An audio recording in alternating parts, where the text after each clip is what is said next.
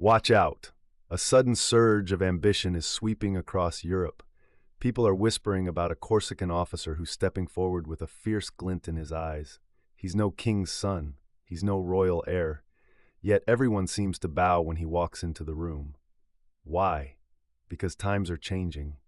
The old order is trembling, and in the middle of all that confusion stands a man named Napoleon Bonaparte. Stop and picture the chaos for a second. The French Revolution tore down the walls of privilege. Heads rolled, the monarchy collapsed, folks cheered for liberty, equality, and brotherhood. But with those lofty cries came the reign of terror. So much blood spilled in the streets, so many people vanished behind the guillotine's blade. Leaders rose and fell in the blink of an eye. As the dust settled, fear still lurked in every corner. Armies were marching on France's borders, hungry for revenge or terrified of revolutionary chaos spreading across the map. And right there, in the middle of cannon smoke, stands this bold artillery officer, Napoleon. He's short in stature, but tall in confidence. Some say he's downright brilliant, others whisper that he's ruthless, but no one doubts his ability to seize a moment. Military victories started piling up. Political figures took notice. They needed someone who could bring a firm hand to France. They needed someone who could get results. They found that man in Napoleon. He's not from Paris, mind you. He's from Corsica, a rough, sun-soaked island in the Mediterranean. He grew up surrounded by mountains and proud traditions, but he also learned French at a young age and attended prestigious military schools. He faced bullying for his accent, for his origins, for his modest background. Did that break him? No. It shaped him into a fighter, a man determined to prove himself. And that hunger drives him to push forward again and again. Soon his ambition burned so brightly that nobody could ignore it. Now let's take a breath and see the bigger picture. European monarchs are nervous. They watched the French Revolution with horror. They saw a crowned king lose his head, and they worried. What if our own people try to overthrow us too? So they formed coalitions to contain this new France, to keep the unrest from spreading. They attacked from different sides, but the French, fueled by national pride and revolutionary ideas, fought back fiercely. Commanders came and went, but then Napoleon burst onto the scene with a fresh approach to strategy, a cold calculation of risks, and a knack for inspiring soldiers with rousing words. Troops followed him with unwavering loyalty, not just because he was a general, but because he stood with them in harsh conditions, shared their hardships, and promised them glory and honor. Suddenly, every major city across Europe heard stories about him. That unstoppable commander, that unstoppable force. He hammered away at the armies of Austria, set his sights on Italy, and even had an ambitious plan to strike at British trade routes in Egypt. He was thinking big, constantly searching for openings to expand French influence. He was energetic, unstoppable, always searching for ways to outmaneuver his enemies. Diplomats started trembling at the mention of his name. Kings furrowed their brows when he appeared in their daily briefings. The ordinary people saw him as a man of the hour. Some loved him, some feared him, but no one could dismiss him. But what about the messy politics inside France? The Directory, that shaky government formed after the revolution, was losing popularity. Corruption, inefficiency, and ongoing conflict drained people's faith in it. Clashes on the streets, plots behind closed doors. Everyone was sick of the endless turmoil. They craved stability, and that's when Napoleon chose his moment. In a swift move, he overturned the political game board. Imagine the shock. He placed himself at the center of power, proclaiming a new system known as the consulate, with himself as first consul. Some cheered, hoping he'd bring order. Others grumbled that another tyrant had arrived. But he pressed on, forging a strong position for himself and claiming he would steady the ship. Yes, the man was unstoppable. His leadership style was direct, and his words could be harsh. Forward! Attack! He had little patience for half measures, and he seemed to have a golden touch on the battlefield. Several times he outfoxed larger, more experienced armies. He turned potential defeats into glittering successes. He was full of confidence, perhaps too confident. Allies started looking at him as if he held the keys to Europe's fate. Enemies saw him as a threat that had to be crushed. And in the midst of all this tension, ordinary folks wondered, Are we seeing the dawn of a new order, or will we be dragged into a never-ending war? The entire continent braced itself for more upheaval. Armies marched, warships prowled the seas, fortresses prepared for sieges, supplies were hoarded, lines were drawn between friends and foes. No one was truly neutral because everyone felt the impact of these massive clashes. People dreaded the next battle, the next movement of troops, the next twist in Napoleon's unstoppable rise. Was he a hero destined to bring unity, or a conqueror who hungered for personal power? No one knew for sure, but the rumor mill churned and churned. He's planning more conquests. He wants to shape everything to his liking. Who can stop him? Meanwhile, on the streets of Paris, there was a mix of hope, fear, and exhaustion. People had endured so many changes. Monarchy, revolution, reign of terror, directory, now the consulate. They wanted clear direction. They wanted bread on the table. They wanted peace. Or at least they wanted France to be respected again. And Napoleon was offering them something. He reorganized the government, introduced reforms, and promised stability. Yes, people saw him seizing more power, but they also saw him strengthening the nation. Sometimes folks choose security over uncertain freedom. It's a tough choice. And many believed that a strong leader could bring them prosperity after years of chaos. But war loomed still. Great Britain refused to back down. Austria and Russia were not eager to see a confident France call the shots. Negotiations seemed doomed to break down, again and again. So the stage was set for clashes on a continental scale. Battles were no longer restricted to small regions. Instead, huge armies lined up in large theaters of war, each side hoping to crush the other once and for all. Soldiers marched through the mud, over mountains, across rivers. They endured scorching heat and freezing cold. Civilians were caught in the crossfire, their farms looted, their towns turned to rubble. This was a time of unrelenting strife, with few safe harbors.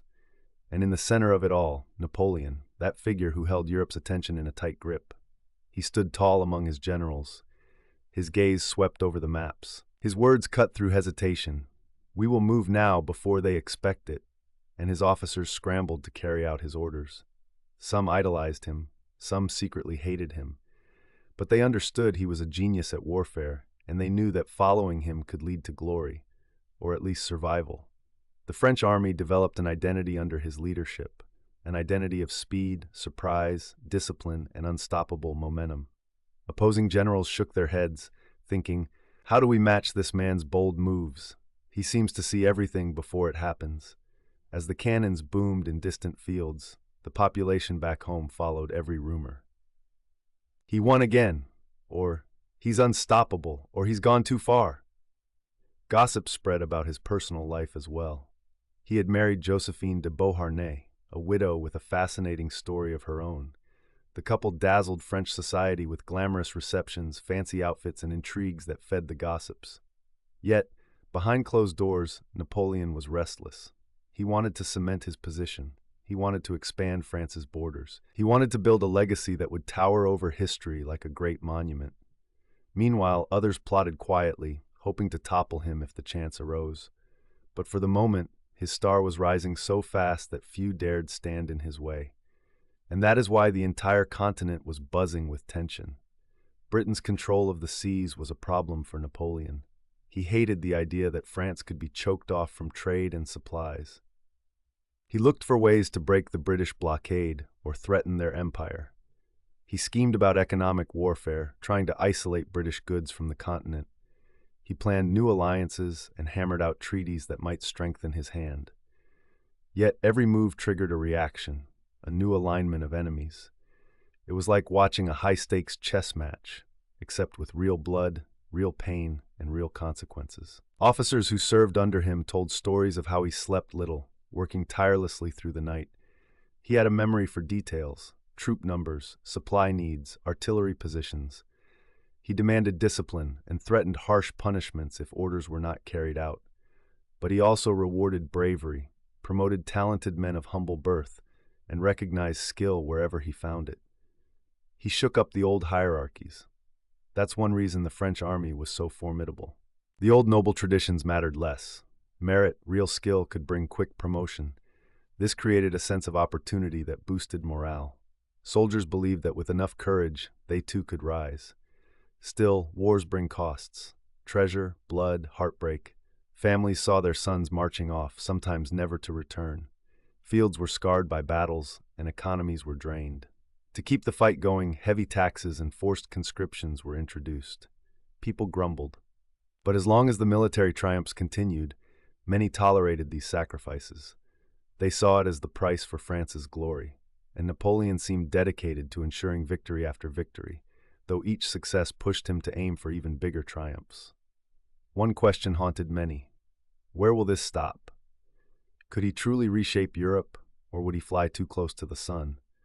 Nobody had a clear answer, but rumors spread that some major powers were regrouping, forging alliances, preparing new strategies. Napoleon might have dazzled them, but they were not ready to give up. They wanted him contained, if not defeated. They believed that peace could not last while one man had so much ambition. The next round of conflict was already simmering, and Europe was bracing itself for more thunderous clashes that would leave deep scars. No ending here. Not yet. The waves of history keep rolling, each tide carrying fresh surprises and desperate struggles. Will this unstoppable force maintain his hold on France? Will the old dynasties unite to bring him down? For now, cannons stand ready. Bayonets gleam in the sun. Officers examine their maps. Diplomats negotiate with forced smiles. And the rest of the world watches with bated breath, waiting for the next burst of violence or the next unexpected treaty. Stay alert. This storm is far from over. Things move fast.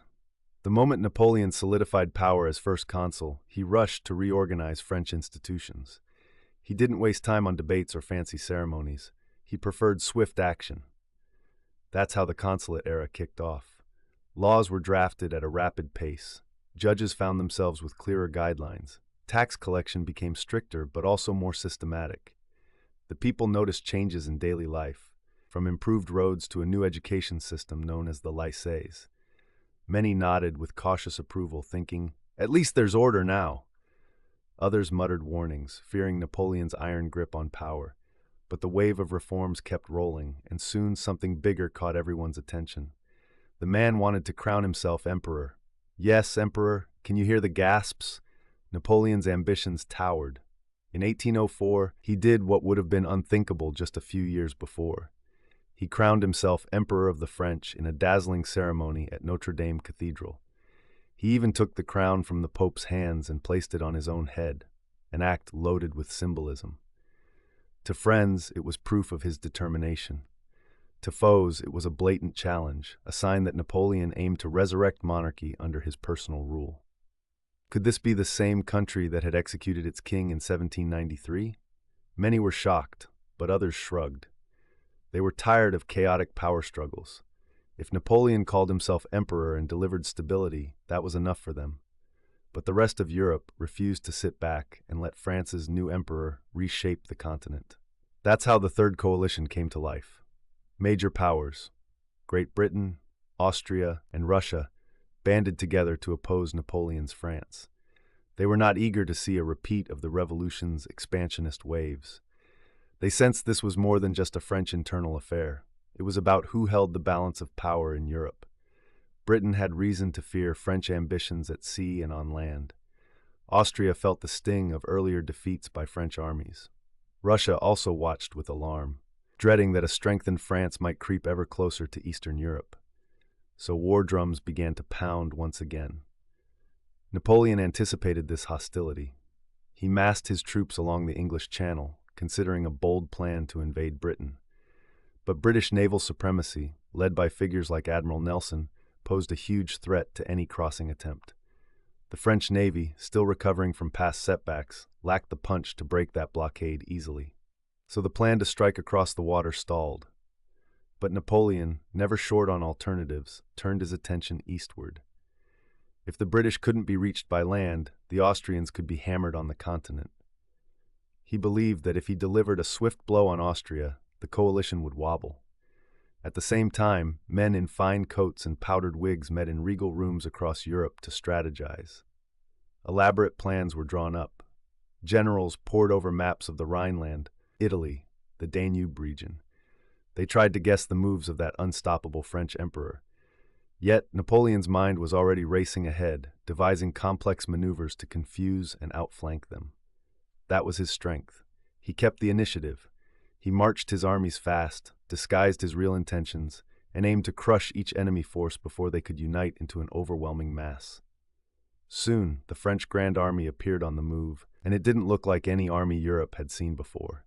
A vast host of veteran troops, officers who had earned their ranks through daring feats, and a logistical system that Napoleon refined with ruthless efficiency. Soldiers marched in separate corps, each capable of fighting independently.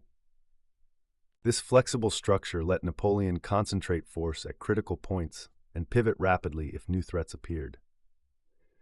And with him at the center, issuing clear, precise commands, the French army seemed unstoppable once more. Austria mobilized, hoping to strike first. They marched into Bavaria, expecting to catch the French off guard, but that turned into a major miscalculation. Napoleon quickly responded with lightning speed, entrapping Austrian forces at Ulm in October 1805. The Austrian general Mack found himself surrounded. His men were demoralized, cut off from reinforcements. Within days, they surrendered en masse, a stunning victory for Napoleon.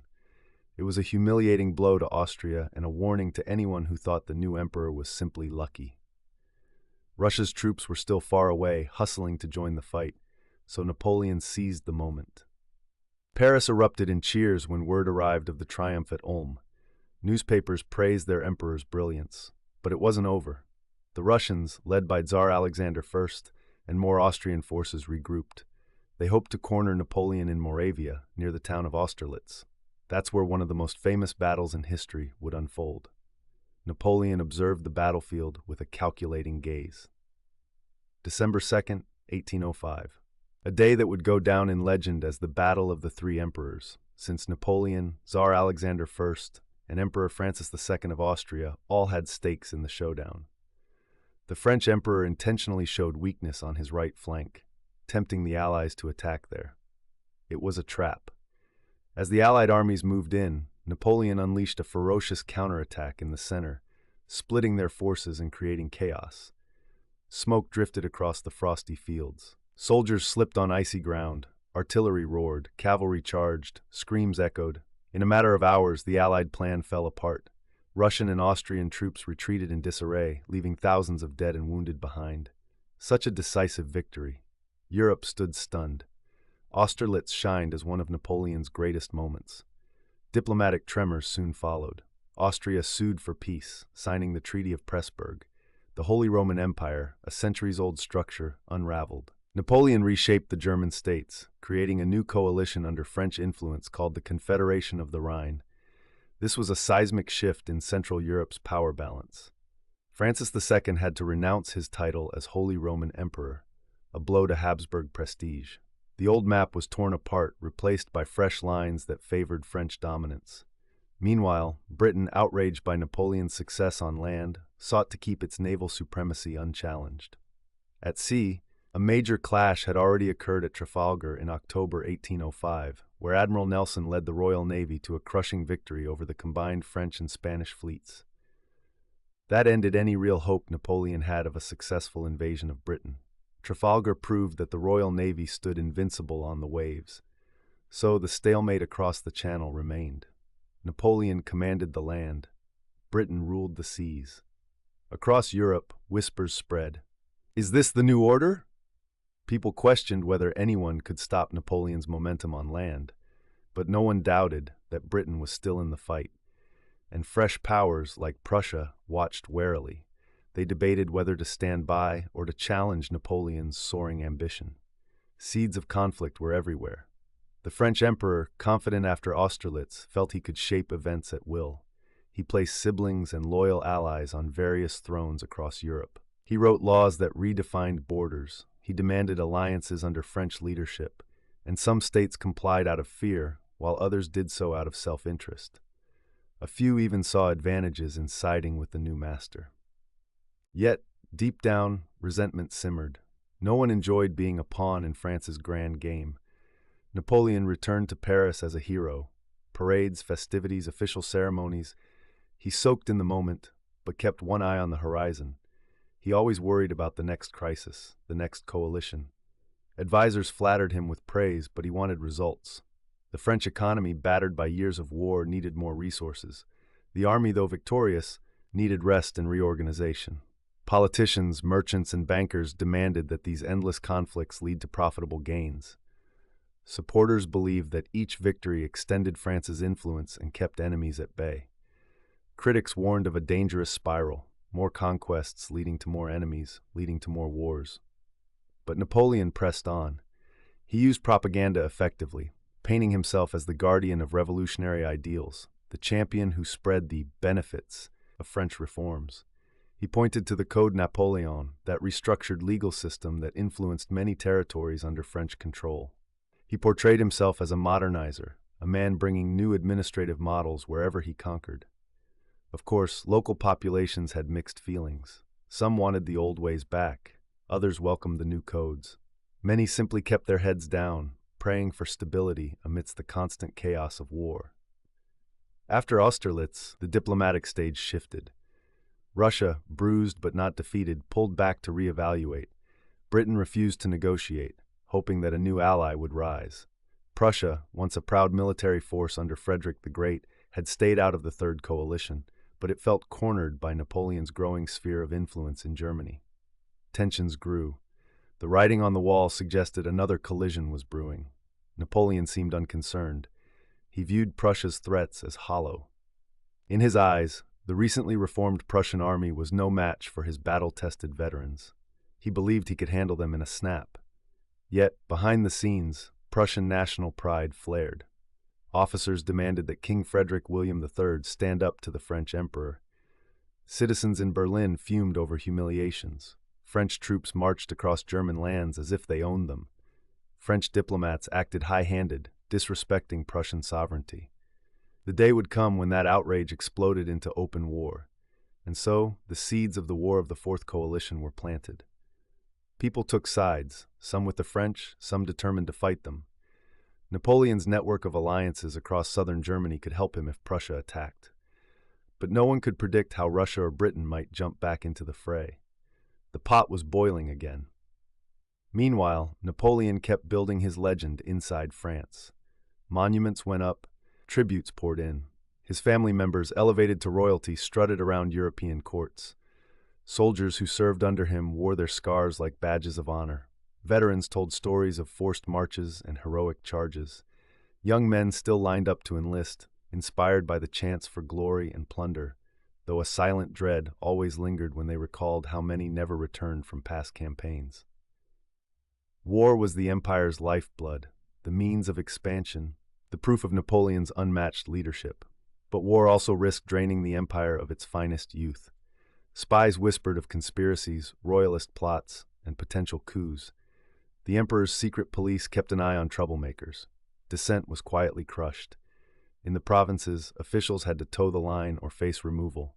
For the moment, Napoleon's popularity overshadowed any serious revolt. The French people saw him as the man who made France strong again. They admired his ambition and forgave his authoritarian style, at least while the victories continued.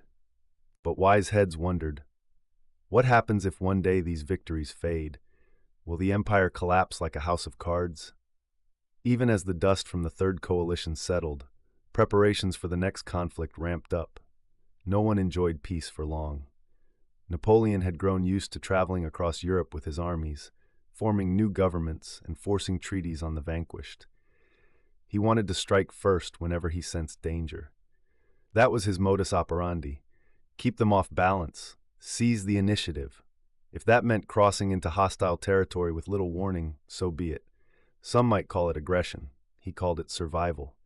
And so Europe found itself locked in a vicious cycle. The emperor refused to yield any advantage. The other powers refused to accept French hegemony.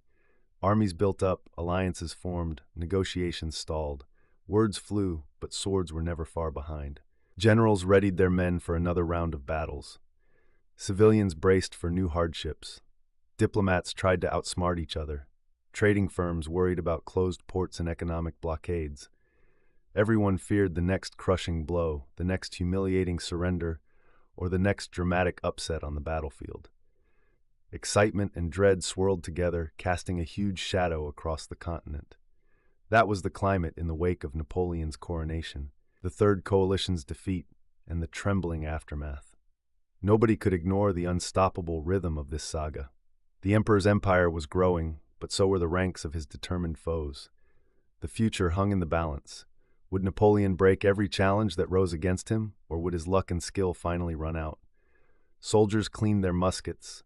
Blacksmiths forged more cannonballs. Diplomats frantically scribbled letters to distant courts. The tension mounted. Another dramatic chapter was about to be written in fire and steel. And behind the bright uniforms and swirling flags, ordinary people tried to survive, hoping that somehow these endless wars would come to an end. Tension soared.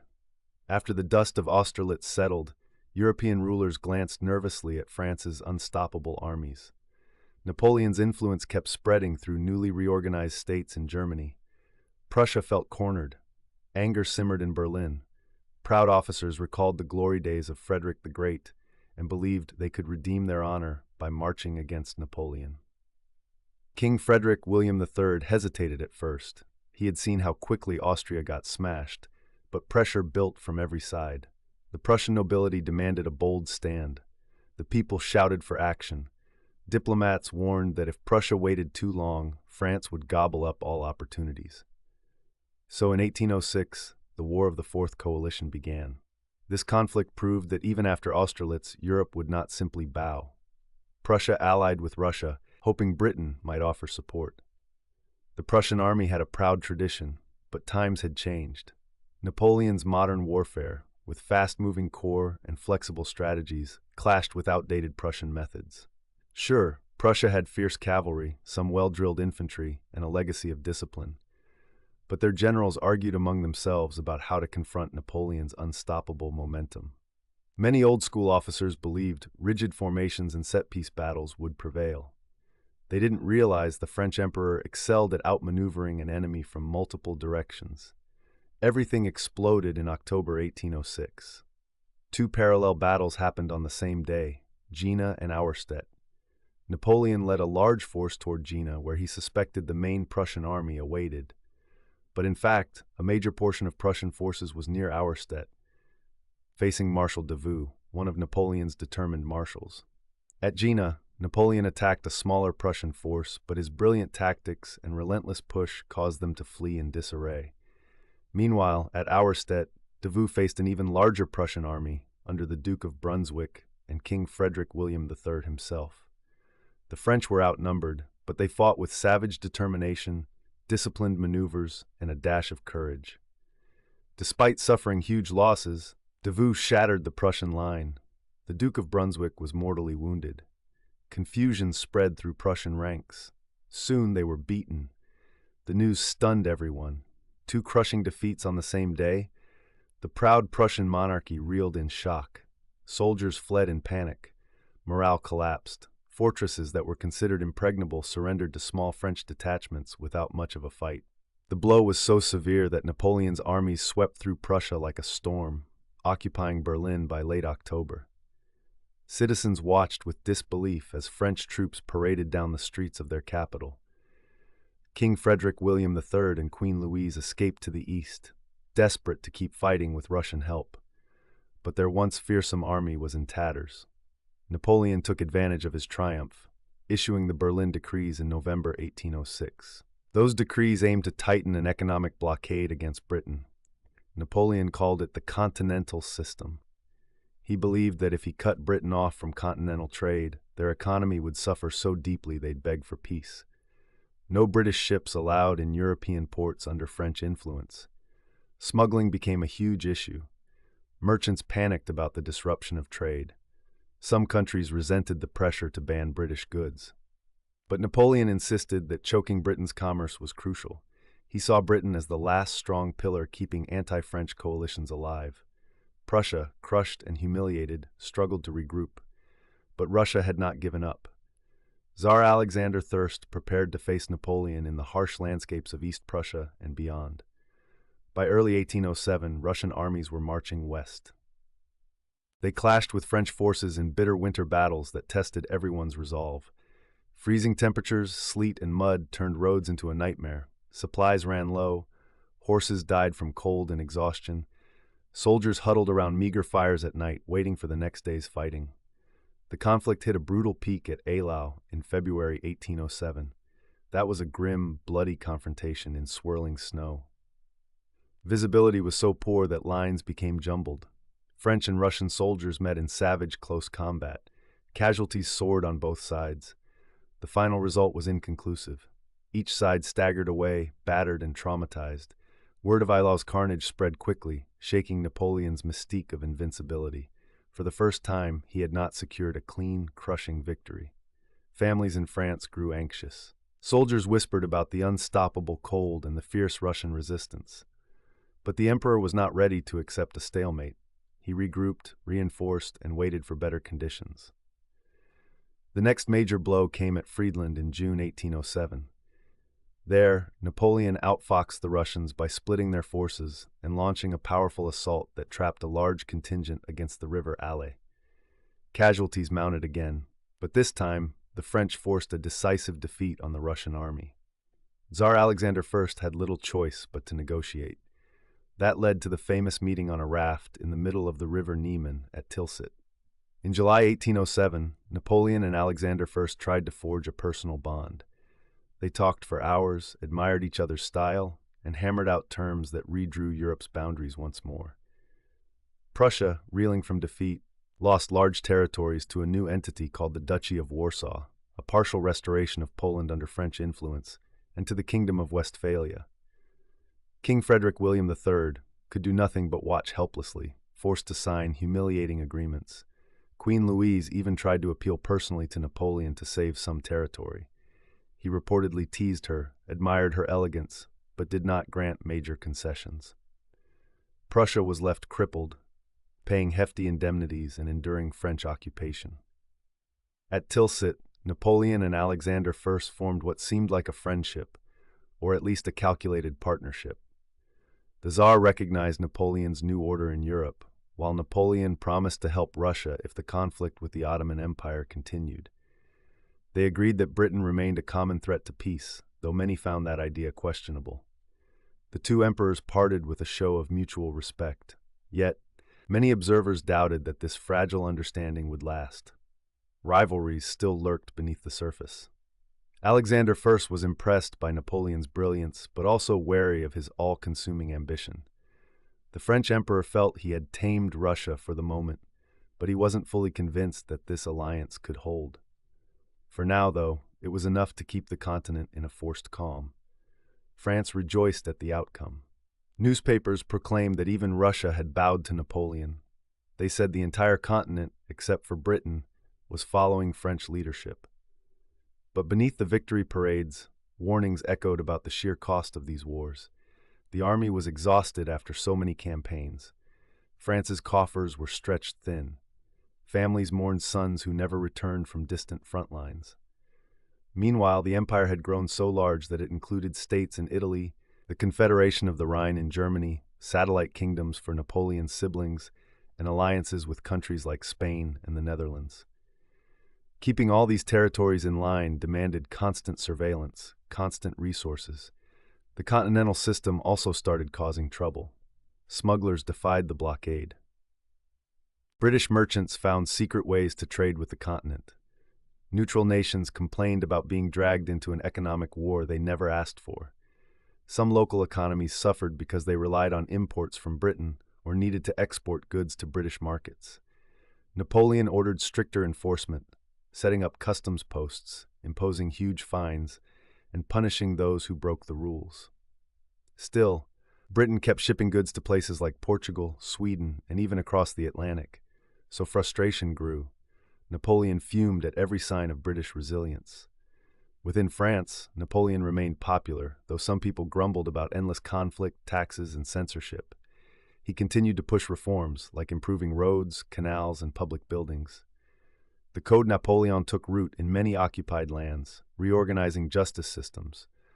Public works gave people jobs, and in some regions that sparked loyalty. But resentment smoldered elsewhere, especially where French rule felt like an iron fist. National pride in places such as Spain, Portugal, or parts of Germany collided with Napoleon's demands for troops and money. Underground resistance movements cropped up. Secret societies talked about throwing off the French yoke. Letters traveled by covert couriers. Political plots brewed in smoky back rooms. At the same time, the emperor believed that as long as Russia stayed friendly, no real threat could form in the east. And as long as the continental system strangled Britain's trade, the island nation would eventually cave. That was his strategic vision for the near future. But controlling all of Europe's coast to block British goods was tricky. Portugal, a longtime ally of Britain, refused to cooperate with the blockade. That provided Napoleon an excuse to extend French influence on the Iberian Peninsula. He also had a fragile alliance with Spain's Bourbon monarchy, but that relationship was about to collapse in spectacular fashion. In 1807, French troops passed through Spain, supposedly to reach Portugal and enforce the blockade. Spanish authorities allowed it, albeit grudgingly. Napoleon's men seized Lisbon, forcing the Portuguese royal family to flee to Brazil. Then, the emperor meddled in Spain's internal disputes, factions around King Charles IV and his son Ferdinand. Soon the monarchy was in chaos. Napoleon stepped in, proclaiming that his brother Joseph Bonaparte would become the new king of Spain. That triggered an uproar in Spanish society. Traditional elites, peasants, clergy, all rose in defiance. The result was a brutal, grinding conflict known as the Peninsular War. Guerrilla warfare flared up. Atrocities abounded on both sides. The Spanish people refused to submit easily. They attacked French convoys, ambushed small units, and executed collaborators. Napoleon realized too late that Spain was turning into a quagmire. Instead of swiftly enforcing the blockade, French forces got bogged down in a bitter struggle they couldn't easily end. This Iberian mess also gave Britain a new front to engage French armies on land. The British dispatched troops to Portugal, led by generals like Arthur Wellesley, the future Duke of Wellington. British, Portuguese, and Spanish resistance forces joined together against the French. Napoleon had to divert thousands of his best troops from Central Europe to deal with this crisis. The Peninsular War turned into a draining conflict that sapped French resources. Many began calling it the Spanish ulcer, a slow bleed that kept draining blood and treasure. This was an early sign that Napoleon's empire, though massive, was not unbreakable. Multiple fault lines appeared at once: economic strains, local rebellions, uncertain alliances. On the surface, after Tilsit, the emperor was at the peak of his power. He had shaped Europe to his will in so many ways. He had dominated Italy, confederated Germany, humbled Austria, crippled Prussia, and forced Russia into cooperation. Royal families throughout Europe were either allied with him or replaced by his kin. His reforms and military genius had carved out an empire that shocked the old monarchies. Yet beneath that imposing exterior, cracks were forming. Britain remained defiant. Spain erupted in revolt, and who knew when Russia might change its mind. Still, Napoleon refused to see these problems as insurmountable. He believed in his ability to handle any crisis if he planned carefully and acted swiftly. His marshals, men like Ney, Lannes, Davout, and Soult, still responded to his call, though some of them questioned the cost of these endless wars. The Grand Army continued to expand, conscripting men from newly added territories. Patriotism, discipline, and a certain mystique still held the ranks together. But the more the empire expanded, the more likely it was to meet local resistance. That's the dilemma. Too big to manage easily, too proud to stop conquering, too reliant on constant war to sustain itself. The emperor's personal life also faced strains. His relationship with Josephine faltered because she had not produced an heir. Rumors flew that the emperor was thinking about a divorce. Diplomats around Europe whispered about the possibility that Napoleon might seek a new marriage alliance to strengthen his dynasty. But that's only part of the story. As the empire grew, so did his responsibilities, enemies, and illusions. He was sure that with one more push, Britain could be forced to bend, or Spain could be pacified, or Russia would remain loyal. Perhaps he believed his own legend too deeply, trusting that his mind could always outwit the rest. Meanwhile, families in the occupied lands gritted their teeth, paying higher taxes or enduring the presence of French garrisons. Secret patriots plotted ways to free their homelands. British gold funded covert operations and guerrilla bands. Princes across Germany secretly resented French meddling in their affairs, even if they publicly bowed. And the biggest unknown was Tsar Alexander Thirst. Would he remain in Napoleon's corner, or would he break their alliance at the first opportunity? So, the drama continued to build. Napoleon's empire looked solid on the map, but it was under constant pressure from economic wars, partisan revolts, diplomatic schemes, and never-ending propaganda battles. British newspapers mocked the French blockade. French bulletins ridiculed Britain as the nation of shopkeepers. Armies clashed in Spain. Armies stationed in Central Europe kept watch on Austria. Russia observed everything from the east, deciding where to place its next move. And the entire continent braced itself for another shock. For now, the Emperor of the French marched confidently from palace to palace, from battlefield to battlefield, convinced that fortune still smiled upon his daring vision. Only time would tell if the cracks would widen into a fatal collapse. War raged in the Iberian Peninsula. Guerrillas ambushed French patrols, Spanish regulars tried to reorganize, and British forces under Wellesley fortified Portugal. News of these setbacks spread across Europe, hinting that the mighty French Empire was not invincible. Napoleon grew frustrated. He blamed his marshals for missteps. He accused local populations of treachery. He demanded fresh troops to crush the resistance. But each new regiment thrown into Spain seemed to vanish into a fog of skirmishes and sabotage. The conflict wore on, draining men and money. Still, the emperor refused to back down. His pride and prestige were on the line. Meanwhile, Austria watched carefully from across the continent. Emperor Francis I and his advisors noted that Napoleon's best forces were stuck in Spain, so they decided this was the time to regain lost ground. A new wave of Austrian reforms created a stronger army, reorganized under Archduke Charles, who introduced modern tactics and better training. Patriotic fervor soared among Austrians, angry over repeated defeats and humiliations. They wanted revenge for Ulm, for Austerlitz, for the treaties that stripped away their influence. So, in April 1809, Austria struck first, launching the War of the Fifth Coalition. Napoleon had to react fast. He rushed from Paris with a portion of the Grand Army, pulling some seasoned units away from Spain to face the Austrian onslaught. The French raced into southern Germany, where the Bavarians, allied with France, had already begun clashing with Austrian columns. The battles came in rapid bursts. Landshut, Eckmühl, Ratisbon. Cannon thunder echoed through the countryside. Hordes of cavalry kicked up dust as they charged. Infantry divisions advanced in tight, disciplined formations. Archduke Charles tried to coordinate a careful defense, but Napoleon's speed surprised the Austrian leadership once again. Victory after victory fell to the emperor's unstoppable push. By mid-May, French forces were on the doorstep of Vienna, but Austria refused to fold. Archduke Charles withdrew across the Danube, destroying bridges behind him to buy time. Vienna fell to the French, yet the Austrian main army still lurked on the far side of the wide, swift river. Crossing the Danube under enemy fire was a huge challenge. Napoleon assembled pontoon bridges near two small villages called Aspern and Essling. It looked like a typical crossing maneuver, until the Austrians counterattacked fiercely, setting barges loose to break the French bridges and pounding them with artillery from the far bank. The result was the bloody two-day Battle of Aspern-Essling, fought on May 21st to 22nd, 1809. It was chaos. The French managed to get a portion of their troops across, but the crucial bridges broke again and again. Supplies and reinforcements couldn't keep pace. Austrian cannon rained devastation on French ranks. Marshal Lannes, one of Napoleon's closest friends, bravely led his men, but suffered a mortal wound. He was carried away, and the emperor reportedly wept at the sight of his dying comrade. The French were forced to pull back, losing thousands in the process. This was a stinging blow to Napoleon's aura of invulnerability. Across Europe, gasps of surprise rippled through capitals. Was the emperor finally losing his edge? Still, the setback at Aspern-Essling did not end the war.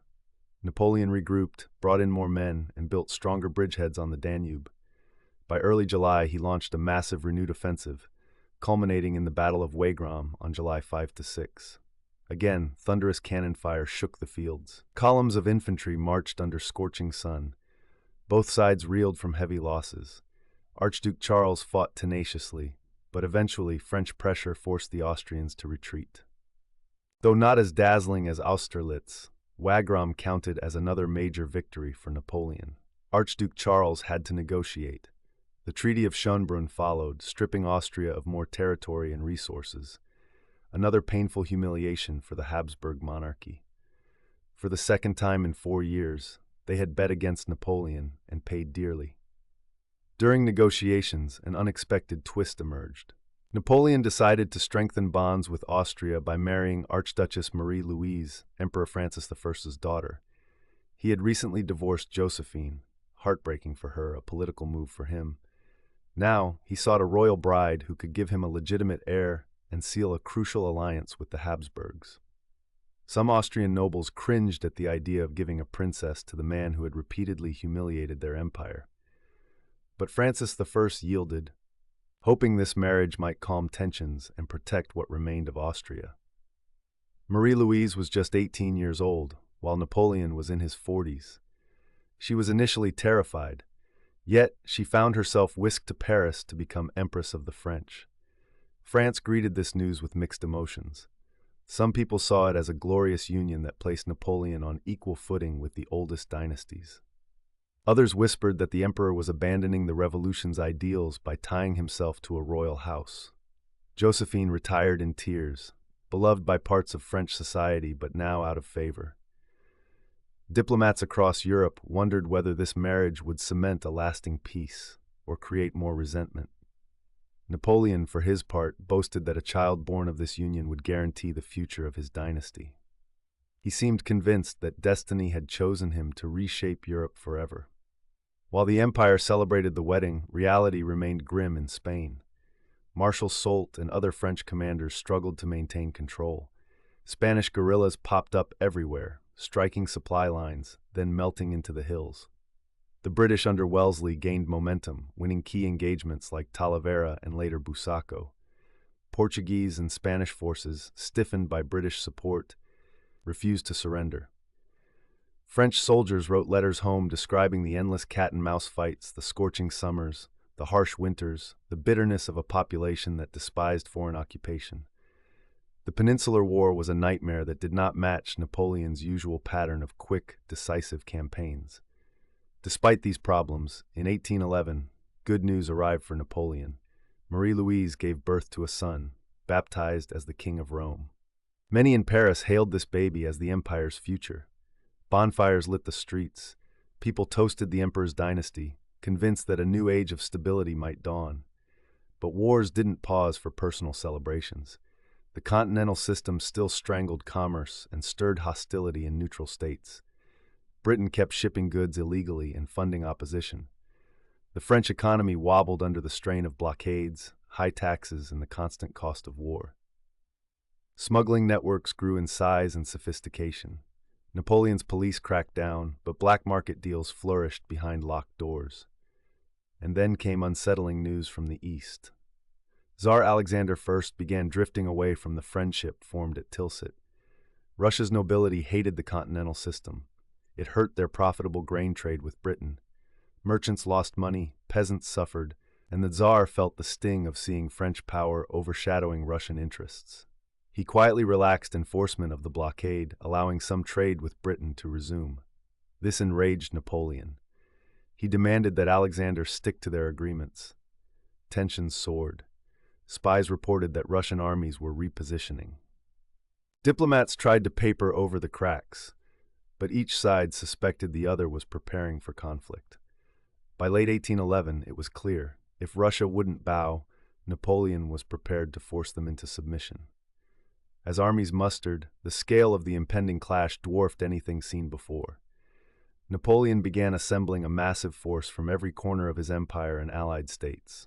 Poles, Germans, Italians, Dutch, even reluctant Prussians were drawn into his grand army. The emperor assumed that a swift campaign would bring Russia to heel, just like Austria and Prussia. He reasoned that 1 or 2 big battles and a swift seizure of major cities would break the Tsar's will. He dismissed warnings about the vast Russian hinterland and the harsh climate. He believed speed and superior numbers would do the trick. Meanwhile, Tsar Alexander I braced for the storm. Russian generals debated strategies. Some wanted to meet Napoleon at the border. Others argued for drawing him deep into Russia's interior, letting distance and logistics sap the invaders' strength. The Russian people were deeply patriotic, bolstered by the Orthodox faith and a fierce cultural identity. They prepared for a struggle that might stretch over countless miles of fields, forests, and villages. Officers vowed to fight to the bitter end if need be. And the Tsar, though uncertain at times, refused to yield to Napoleon's demands. He would not close off trade or accept humiliating terms. He told his court, "No more bending, let the French come. We will stand or fall here." In early 1812, with relations at a breaking point, the final countdown began. The Russians withdrew their diplomatic staff from Paris. French envoys left St. Petersburg. Drums rolled across Europe as entire divisions marched eastward. Reports estimated that Napoleon's Grand Army might exceed 500,000 men, an unprecedented concentration of manpower. Supply wagons, cavalry mounts, cannons, the roads buckled under the weight. Locals in Poland and East Prussia stared in awe and dread as these columns rumbled past. Many had never seen such an enormous war machine. They wondered if it could truly be fed and supplied so far from home. Yet, Napoleon's confidence remained high. He was determined to punish Russia for defiance. He saw it as a necessary step to preserve his empire. He believed that a victorious march on Moscow would force the Tsar to surrender. Some advisors tried to caution him, reminding him of the fiasco in Spain, but the emperor waved them away. He had never lost a major campaign on the continent. He assumed that Russian strength was exaggerated. His marshals saluted, some with private doubts swirling, but none daring to confront him directly. That's how Europe's stage was set for the largest confrontation yet. The roads to Moscow beckoned, and Napoleon was eager for a swift, crushing triumph that would secure his dominance once and for all. Meanwhile, Britain watched from the sidelines, hopeful that Russia's stand might tie down Napoleon's forces. Spain's guerrillas continued to harass French garrisons. Austria and Prussia, nominal allies of France, quietly prayed that this war would weaken Napoleon enough to break his hold. Small states hedged their bets, not wanting to be on the losing side. Fear and anticipation coursed through every court and capital. Summer approached, and with it the unstoppable tide of invasion. The rivers would run red once again. Soldiers steeled themselves for a terrible journey into the unknown. Civilians in the West tried to guess how it would end. Merchants hoped for new opportunities or dreaded total collapse of trade. Diplomats predicted disaster or a surprise peace deal. But no one could be sure because the next war was about to dwarf all previous campaigns.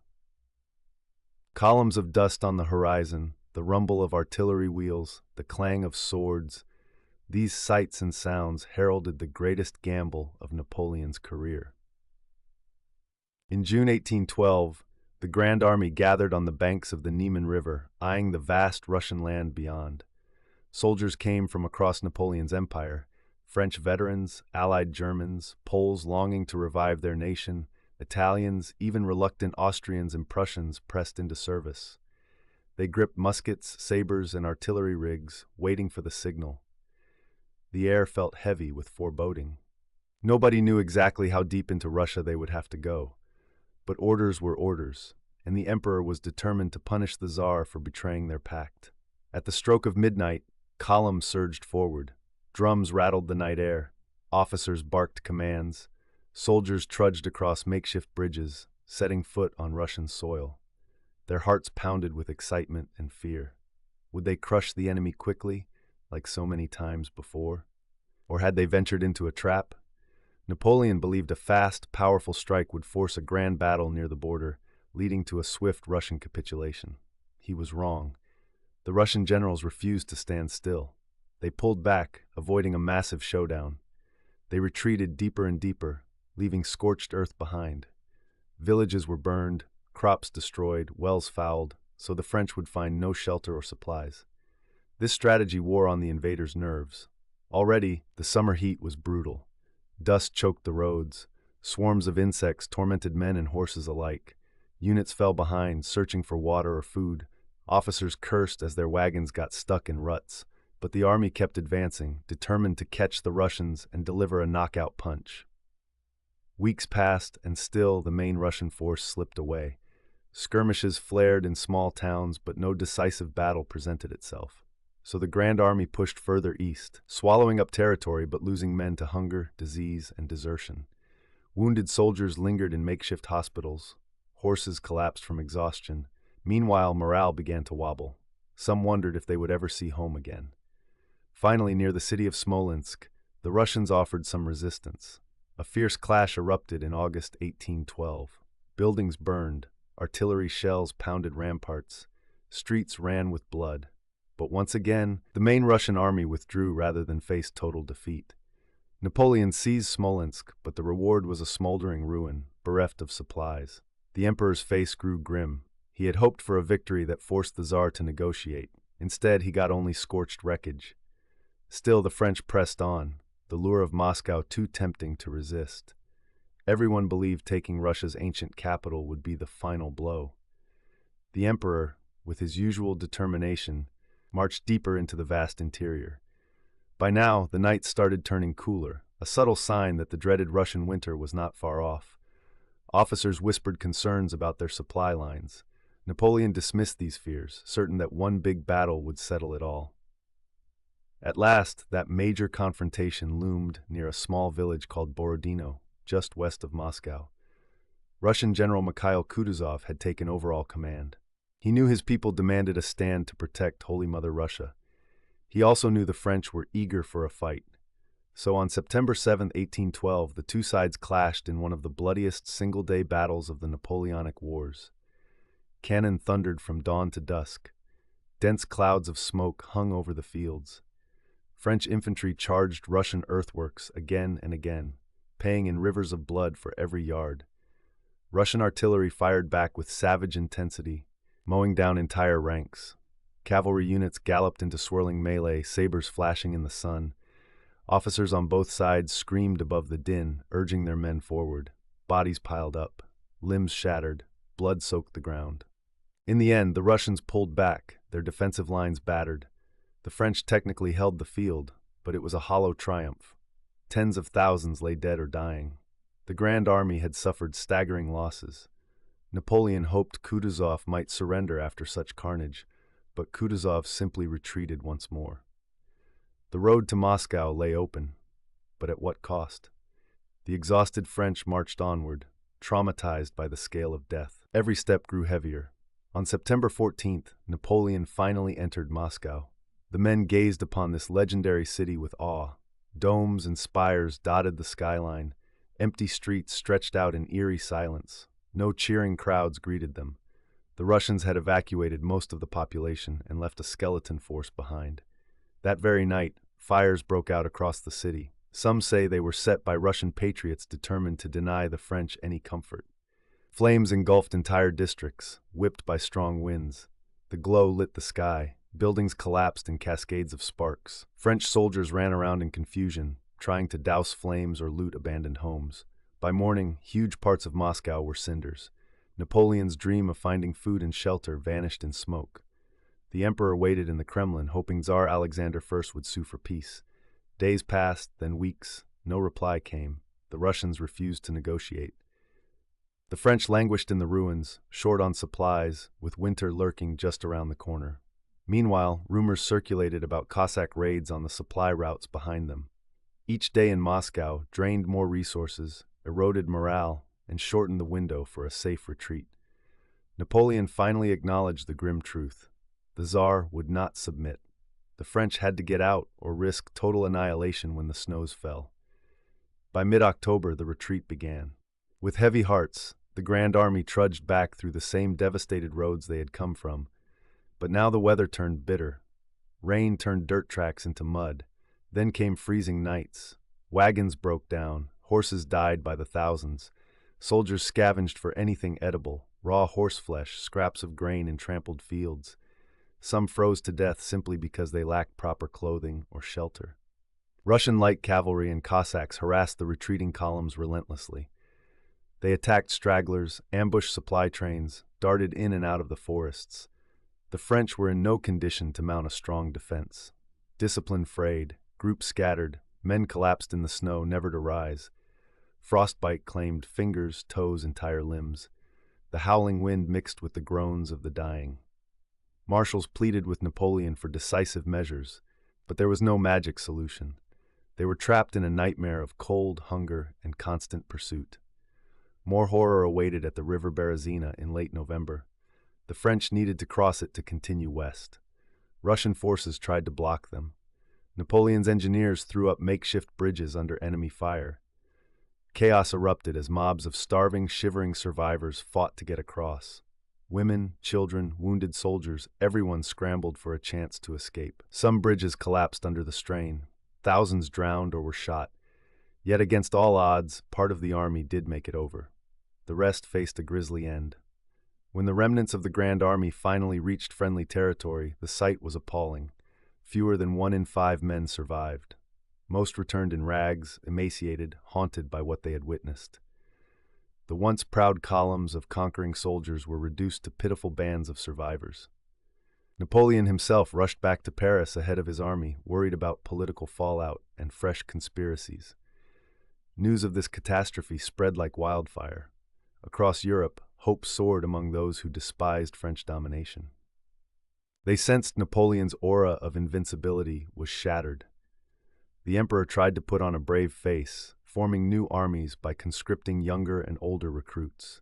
He insisted that his empire could still stand strong. But the disaster in Russia triggered a chain reaction. Prussia, long unhappy about serving as a French satellite, saw its chance to break free. King Frederick William III, backed by rising nationalist sentiment, prepared to switch sides and join the Russians. Austria also eyed the weakening French position, ready to exploit Napoleon's downfall if they could. Britain poured more funds into the anti-French cause, fueling further resistance on the continent. By early 1813, the War of the Sixth Coalition was gathering momentum. Russian and Prussian armies advanced from the east. Britain kept pressing the offensive in Spain, with Wellington steadily driving the French forces back toward the Pyrenees. Austria waited for the right moment to throw its weight in. Napoleon scrambled to piece together a new army from raw recruits, often called Marie-Louises, a bitter nod to the young empress's name, because they were just teenagers, barely trained. Factories churned out muskets, cannons, and uniforms. But morale was fragile. People in France were tired of endless war, frightened by the scale of the Russian calamity. Still, the emperor refused to yield. He rode out to Germany in spring 1813, determined to fight for his empire's survival. He scored some initial successes at Lutzen and Bautzen, showing that even inexperienced troops could prevail under his leadership.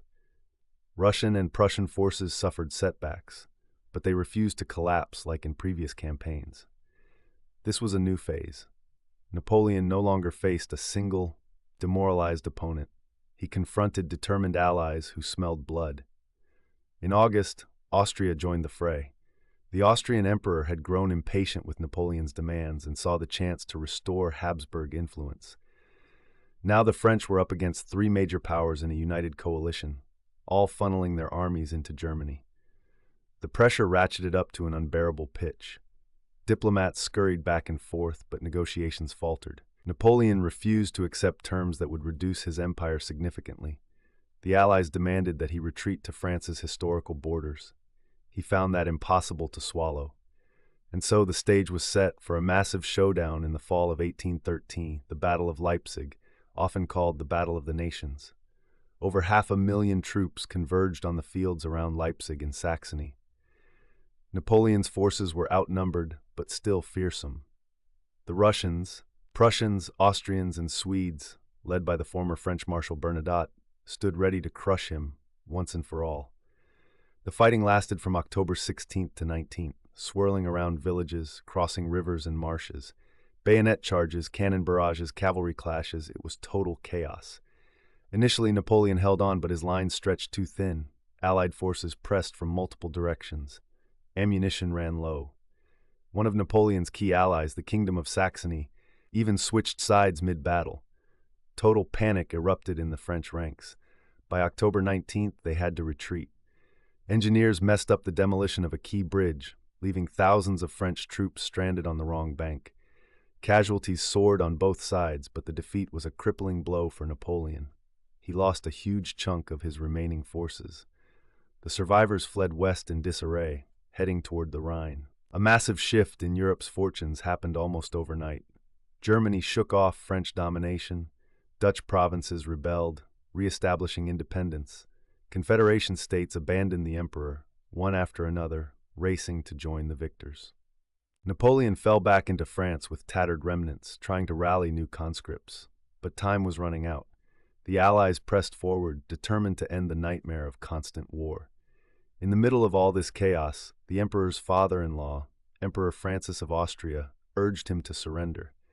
The French people braced for invasion on their own soil.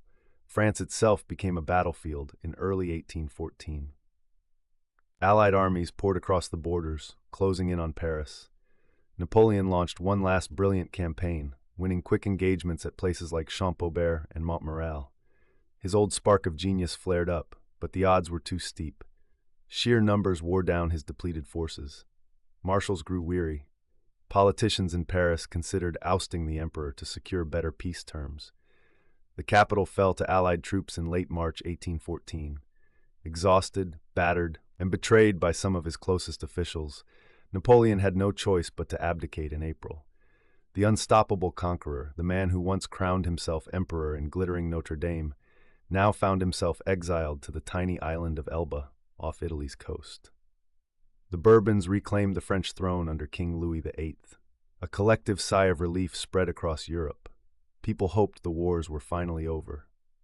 The emperor's star had fallen so dramatically that many assumed he would fade away into obscurity on that small island. But few counted on Napoleon's relentless spirit. Restless and still adored by parts of the French army, he plotted a return. Unbelievable as it sounded, within less than a year, he would be back on French soil, sending tremors through every royal court in Europe once again. For the moment, though, the continent seemed to have broken free from his grip. Victorious rulers met in Vienna to redraw maps and restore old balances. War-weary populations prayed the peace would hold. French patriots wrestled with conflicting feelings, relief at no longer bleeding for endless conquest, but also regret at seeing their country humbled. And what of Napoleon, pacing in Elba, organizing local reforms on his tiny domain? Was he truly finished? His enemies hoped so, but deep down, he refused to accept defeat. He had one more gamble up his sleeve. Discontent brewed in France under the restored Bourbon monarchy. King Louis XVIII tried to rule as if the revolution and Napoleon's empire had never happened. Exiled nobles returned, demanding old privileges. People who once supported the emperor felt uneasy.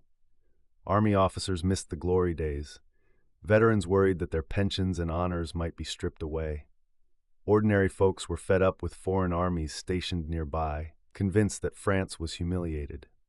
Meanwhile, on Elba, Napoleon was not sitting idle. He saw how the situation in France evolved through secret channels. Rumors reached him that the new king was unpopular. Some officers had promised to hail his return if he dared attempt it. Allied powers kept a watchful eye, but many believed the emperor was finished. They had moved on to negotiating Europe's future at the Congress of Vienna, redrawing borders, restoring old dynasties, celebrating victory over the Corsican ogre. They assumed Napoleon posed no serious threat from his tiny island domain. But the emperor's restless soul refused to accept final defeat. He studied maps, listened to envoys, evaluated his chances. Day after day, he weighed the risks. Then, in late February 1815, he made a bold decision. With a small band of loyal followers, roughly 1,000 men, he set sail on a handful of ships, braving the seas to land on the French coast near Cannes. It was a stunning gamble. If the royal army stood firm against him, he could be captured or killed instantly. If they joined him, the Bourbon regime would crumble overnight. As he and his men marched inland, local peasants gawked in amazement. There stood Napoleon in his trademark hat and gray coat, announcing that he had come to save France from oppression. At first, suspicious gendarmes approached to arrest him. Legend says that Napoleon bared his chest and exclaimed, "If any soldier wants to shoot his emperor, here I am." Instead of firing, the troops burst into cheers of "Vive l'Empereur!" They flocked to his eagle standard. Word spread like wildfire. Entire regiments sent by Louis XVIII to stop Napoleon switched sides the moment they saw him. Towns erupted in celebration. His march became a triumphant procession toward Paris, greeted by crowds chanting his name. King Louis XVIII panicked. Ministers argued about how to respond. Some urged negotiation, others demanded force. But within a matter of days, Napoleon's advance was unstoppable. On March 20th, he entered Paris without firing a shot. The king fled in haste, leaving the palace vacant. Just like that, the emperor reclaimed power, launching what history calls the 100 Days. Everywhere, people wondered if the old wars would restart. The Allies at Vienna were stunned, furious that their carefully arranged order was threatened again. Napoleon moved quickly to consolidate his position. He promised a liberal constitution, aiming to win over moderates. He assured the world he wanted peace, but no one believed him. Austria, Britain, Prussia, and Russia viewed his return as a direct challenge. They renewed their alliance, vowing to crush him once and for all. While diplomats exchanged heated notes, armies began to assemble yet again. The emperor knew he had little time before a massive coalition marched on France. His best hope lay in striking before they could unite. He believed that if he could defeat the nearest forces, perhaps the rest would hesitate. So he turned north, where British and Allied troops under Arthur Wellesley, now the Duke of Wellington, were gathering in the Low Countries, alongside a Prussian army led by Marshal Blucher. Napoleon had the advantage of speed. He raised another army, though it wasn't as large or as seasoned as in his glory days, but it still contained battle-hardened veterans and officers fiercely loyal to him. By June 1815, the emperor launched his final campaign. He crossed the border into what is now Belgium, aiming to strike Wellington and Blucher separately before they could join forces. Swift maneuvers led to clashes at Ligny against the Prussians and Quatre Bras against British-led troops. At Ligny on June 16th, Napoleon dealt the Prussians a hard blow. They retreated in confusion, though not as disastrously as he hoped. Meanwhile, Marshal Ney, commanding another French wing, fought Wellington's forces at Quatre Bras. The outcome was indecisive. Still, Napoleon believed he had gained the upper hand. He thought Blucher's army was no longer a serious threat and that Wellington would be forced to fall back. But fortune started slipping away. Communication mix-ups, uncertain intelligence, and the sheer fog of war caused Napoleon's subordinates to fumble. Prussian forces did not disintegrate as expected. Blucher, bruised but unbroken, rallied his men and coordinated with Wellington. They agreed to converge on the next major battlefield, wherever Wellington chose to stand. Meanwhile, Napoleon paused for a day, giving orders for Marshal Grouchy to pursue the Prussians. That day's delay would prove crucial, because it gave Blucher time to regroup and march to Wellington's aid. On the morning of June 18, 1815, Napoleon confronted Wellington near the village of Waterloo. The battlefield was a modest stretch of farmland with rolling terrain, muddy from overnight rain. Wellington positioned his Anglo-Allied army behind a gentle ridge, using farmhouses and hedges as strong points. Thick mud bogged down French artillery, delaying Napoleon's initial attack until late morning. He hoped to replicate past successes with massive assaults that would crack the enemy lines. But the day would not go as planned. Marshal Ney led repeated cavalry charges against the British center, believing he had found a chance to break through. Yet Wellington's infantry formed tight squares, bristling with bayonets, blasting volley after volley at the swirling French horsemen. Losses mounted on both sides. Smoke and chaos blanketed the field.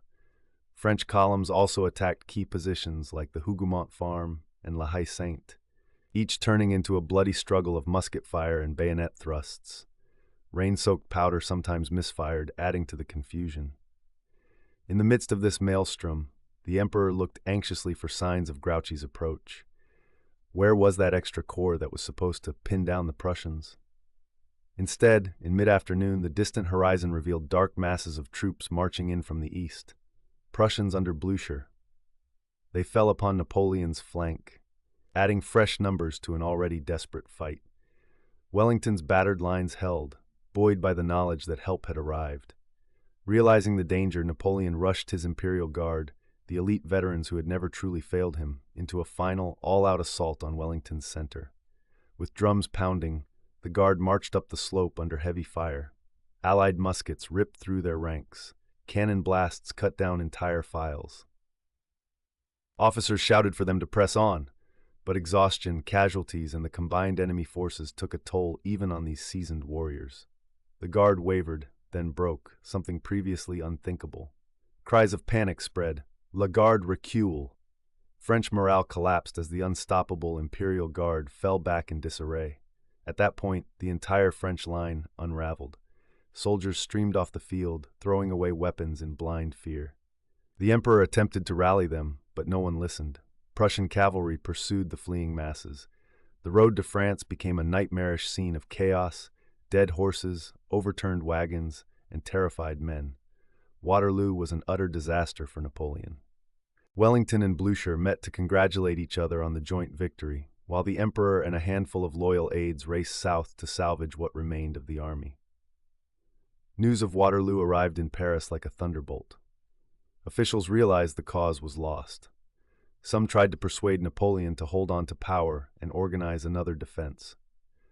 Others demanded his abdication to avoid a brutal foreign invasion. Trust in his leadership had evaporated after such a crushing defeat. The Emperor, exhausted and distraught, soon stepped down in favor of his young son, though no one recognized the boy's claim. He mulled escaping to America, but British warships blocked the ports. Left with few options, he surrendered himself to the British, hoping to find mercy. This time, the victors had no intention of letting him return. Instead of Elba, they chose a remote rock in the South Atlantic. Helena. Napoleon would spend the rest of his life there, under constant guard, thousands of miles from Europe's affairs. The Bourbon monarchy returned again in France under Louis XVIII, protected by Allied garrisons. The Congress of Vienna resumed its mission to shape a post-Napoleonic Europe, shifting borders and reaffirming old ruling families. Finally, it seemed that a lasting peace might emerge. Yet the echoes of that final conflict rang loud. Casualties at Waterloo were immense on both sides. Lives had been upended once more. Families throughout Europe learned of lost sons, fathers, brothers. The legacy of the 100 Days left a potent mix of emotions in France. Pride in the Emperor's bold comeback, shame at the catastrophic end, resentment toward the Bourbons, fear of future reprisals.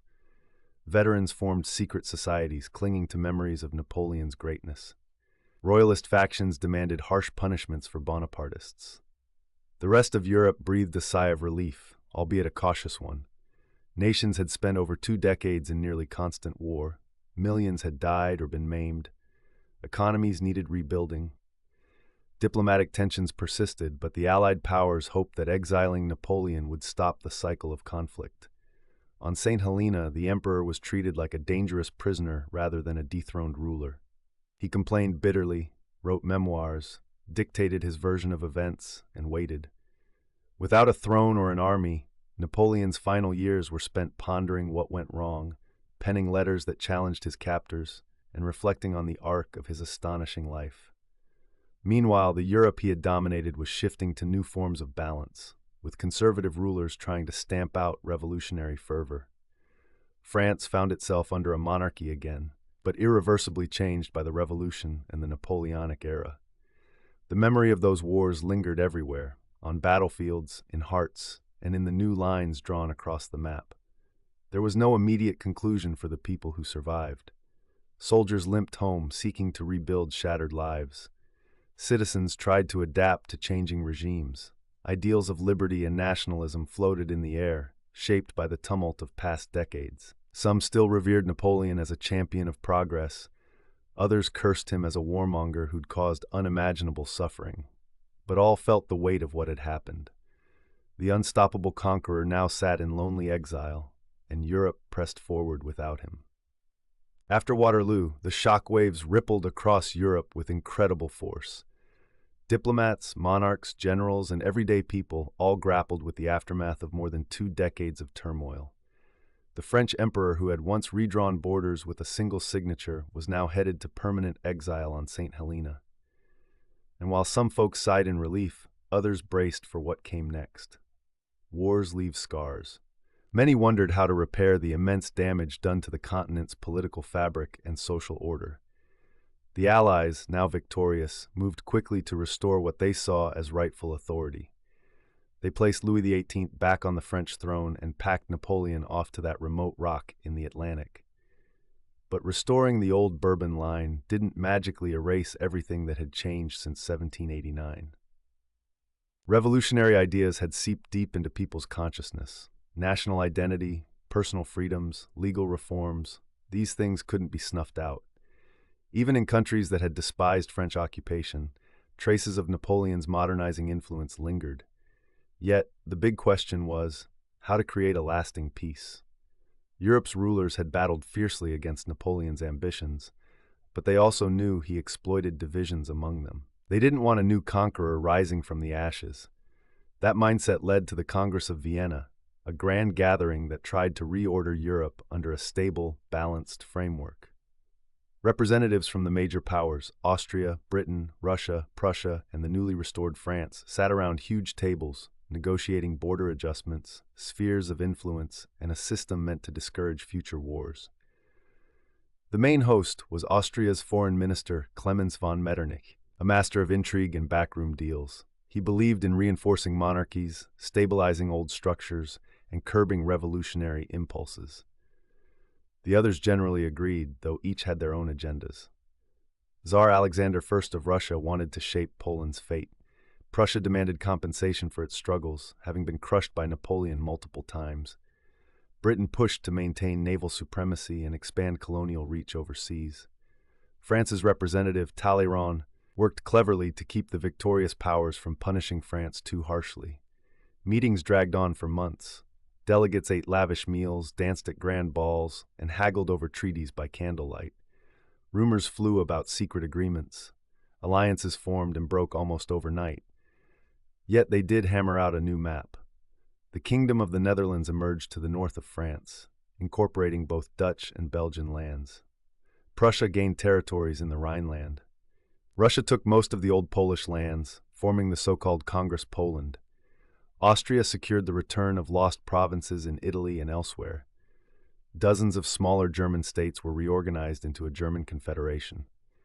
These redrawn boundaries tried to ring-fence France, ensuring that if another ambitious leader rose, he couldn't easily expand.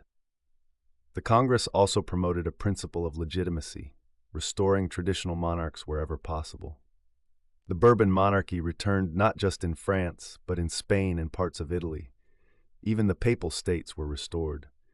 Meanwhile, revolutionary ideas like constitutionalism or national sovereignty were pushed to the sidelines.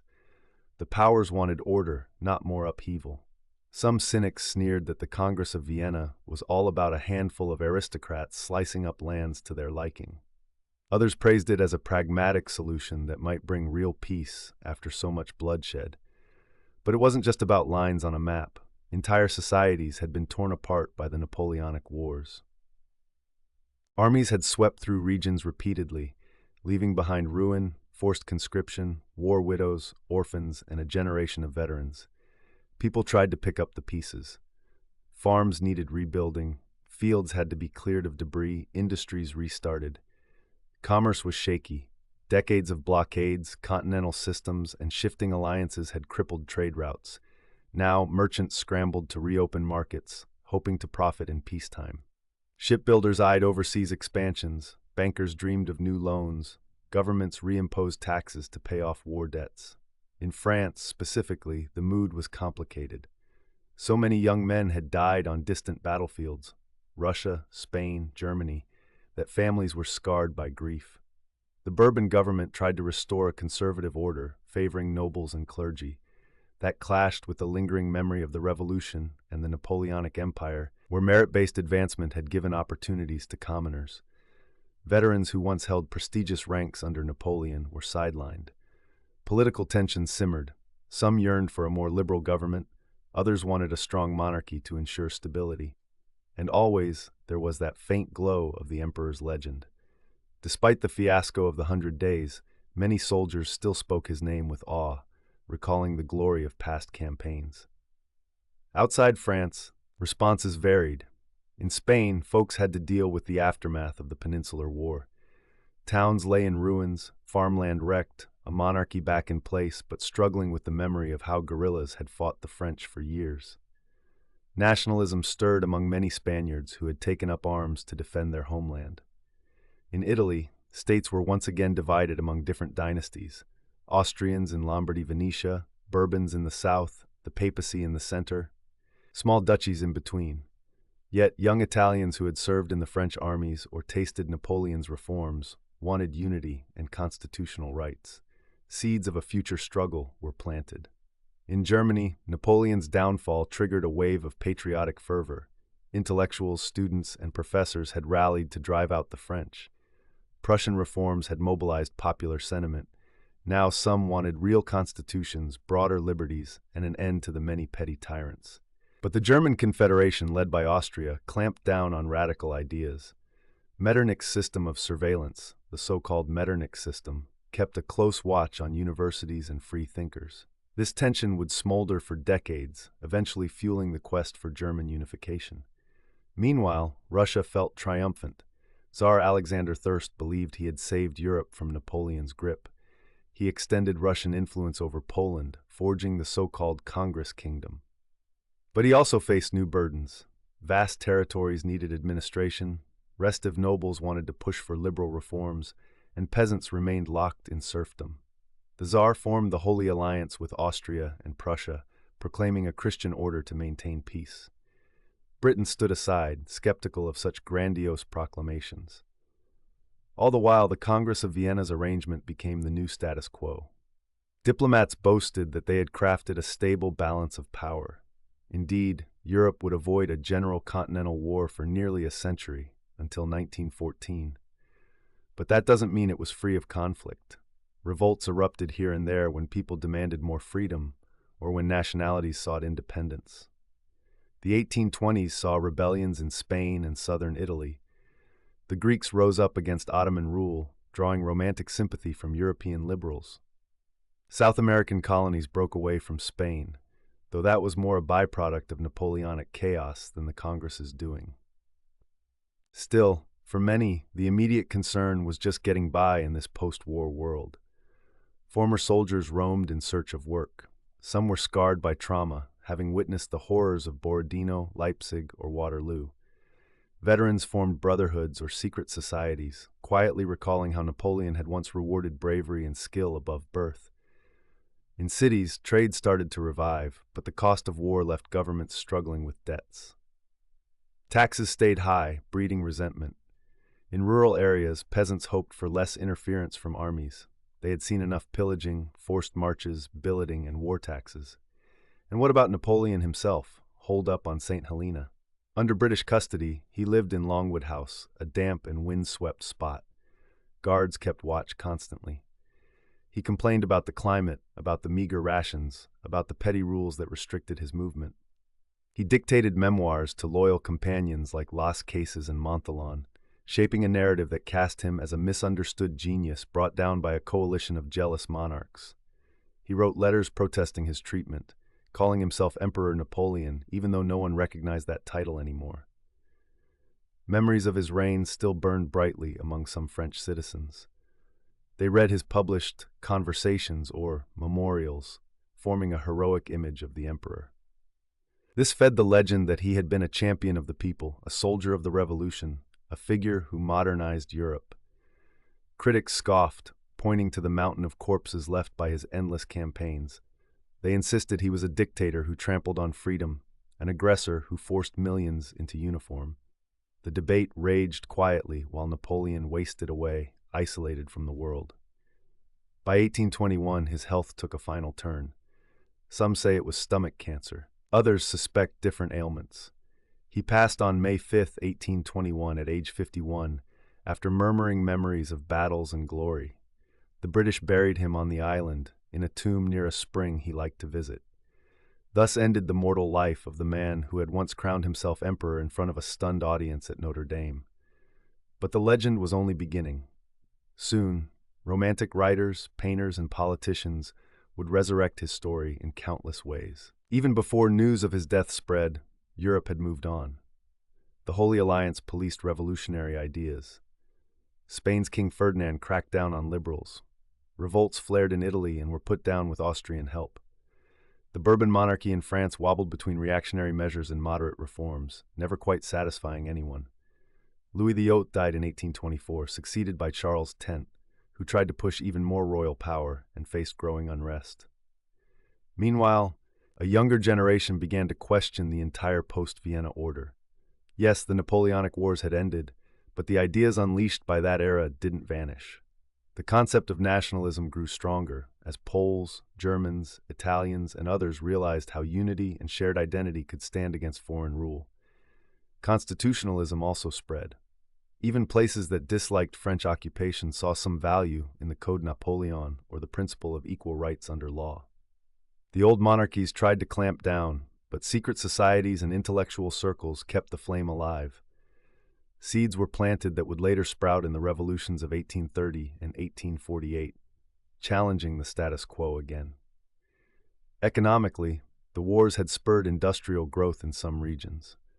Britain emerged as the world's leading industrial and maritime power, having financed the coalitions against Napoleon and expanded its global trade networks. France rebuilt slowly, retaining elements of Napoleonic administration. Roads, canals, and legal codes remained as lasting legacies, while heavy war debts burdened the treasury. In German lands, the desire to modernize armies and societies lingered. Prussia continued reforms that set the stage for eventual unification under Bismarck in the next century. Millions of veterans tried to forge new lives. Some joined local militias or served as police. Others drifted into poverty, traumatized by years of violence. Families grieved those who never returned from Spain, Russia, or far-flung garrisons. War memorials began to appear, though not on the massive scale seen in later times. In small towns across Europe, old men told stories of the thunderous battles, the harsh marches, the charismatic emperor. Children listened with wide eyes, imagining the days of the tricolored cockade, or the black and white Prussian flags, or the Austrian eagles.